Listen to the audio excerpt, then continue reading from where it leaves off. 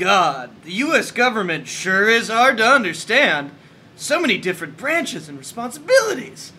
I like things to be simple, like my corncob pipe. Not to mention how boring it is. So many different branches and responsibilities, and yet for some reason I just cannot seem to care.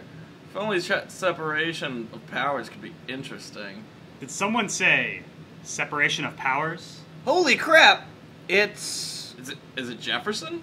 I think it might be Locke. No, that's Vladimir Putin. I'm John Adams, you idiots. I'm miraculously back from the dead to talk to you about separation of powers. This will take all day. I'm going to go restock my pipe. There's no need, my good man. I bet I can explain the basics of checks and balances to you in 3, maybe even 4 minutes. Separation of powers ensures that no branch of the U.S. government becomes any stronger than the other two. There's actually a long and interesting history of the shifts of balance of power between the branches in the U.S. government. See, it all starts back in... I guess I'll just skip that in the interest of time. Let's just cover the basics. The legislative branch declares war, ratifies treaties, appoints judges, and writes and enacts the laws. The legislative branch can also impeach the president. It is bicameral, meaning that it has 2 chambers, Congress and the House of Representatives. Congress has 100 senators serving 6-year terms, and the House has 435 members serving 2-year terms. Bills start out in the House, and if they are successful, then they move on to the Senate. What about the president? I bet he does all sorts of important things. The executive branch is essentially the president and his subordinate officers. His principal responsibility is to take care that the laws be faithfully executed.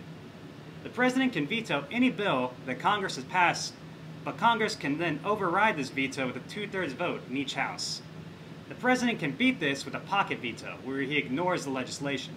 Did you say pocket veto? That's right, my sleepy friend. You see, the Constitution requires the president to sign or veto any legislation placed on his desk within 10 days. If the president refuses to sign the bill within the time and Congress has adjourned, then the bill is vetoed.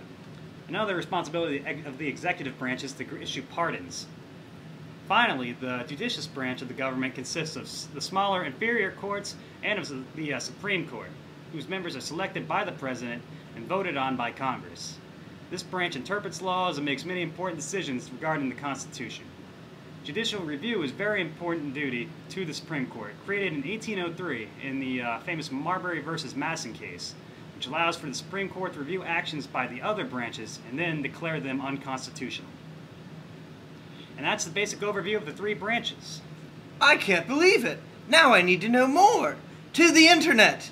For research. Thank you, Vladimir Putin, for opening my eyes to What'd you say? Have you learned anything? There's government. It's John Adams. Thank you. Don't thank me. Thank the Founding Fathers, which I guess includes me as well. So I graciously accept credit.